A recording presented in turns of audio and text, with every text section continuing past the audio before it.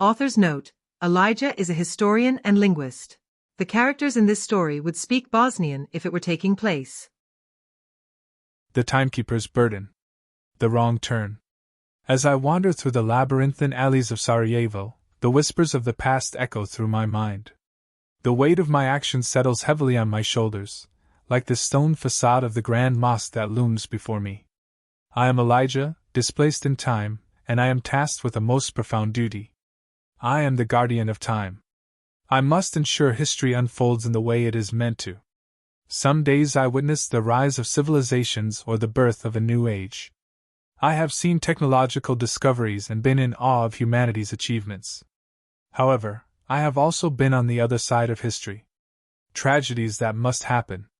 Without them, certain advancements would not have happened. That is where I find myself now. I think back to the day I met Princip, his eyes blazing with a fire that I had never seen before. He was a reckless dreamer, a nationalist fueled by a passion that bordered on madness. And I knew he would be a pawn in the grand game of destiny. He would be the instrument that would start World War I with the assassination of Archduke Franz Ferdinand.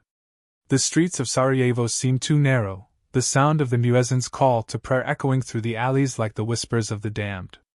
I feel the weight of my conscience, the crushing burden. I knew the makeshift bomb Nedeljko Kabrinovic would throw would bounce off the Archduke's car. I misjudged though. I was too close and a piece of shrapnel cut my right hand. I was in an alley when Princip spoke to me, his voice low and urgent. "Elijah, are you okay?"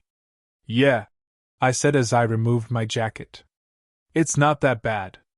The cut was shallow. Princip pulled out a handkerchief and began to wrap it around the hand.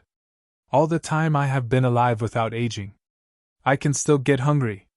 I can still get thirsty. I can be hurt. I can still get sick. I wish immortality came with invulnerability or some kind of accelerated healing." I thanked him as he finished.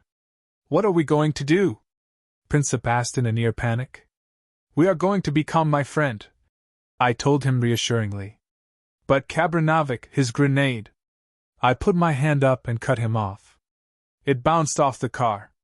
"I know. Trust me." I lifted my hand. "I know." "But what now?" Princip asked. He wasn't even 20 years old yet. It saddened me to think what was to come of him, and the part that I would have to play in it. "We need to regroup," I told him with confidence. "I need to get some more bandages." Looking at my watch. "It's 10:15 now." He nodded in agreement. "You know that restaurant at the corner of Franz and Joseph?" "Yeah," he answered immediately. "I'll meet you there in 20 minutes, I said thoughtfully. Now, with him where he was supposed to be, I had to plant the suggestion or the seed of action in his mind. I put a reassuring hand on his shoulder. "Don't worry, my friend, we just need to be vigilant and wait for an opportunity to act." Princip took a breath, feeling better. There was one more thing that was needed. The tool. "Oh no!" I said as if I had just realized. "What?" His eyes widened and his head darted around us looking for something.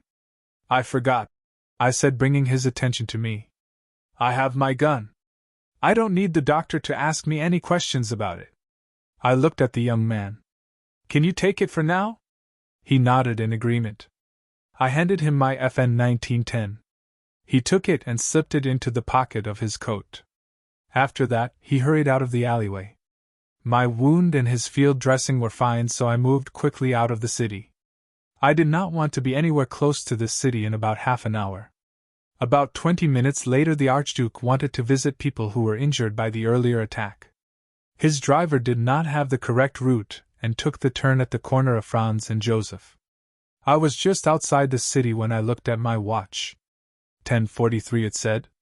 I then heard 2 faint pops of a gun being fired and muffled screams. I was sorry, but Princip was simply the right man, in the right place, at the right time, when someone took a wrong turn.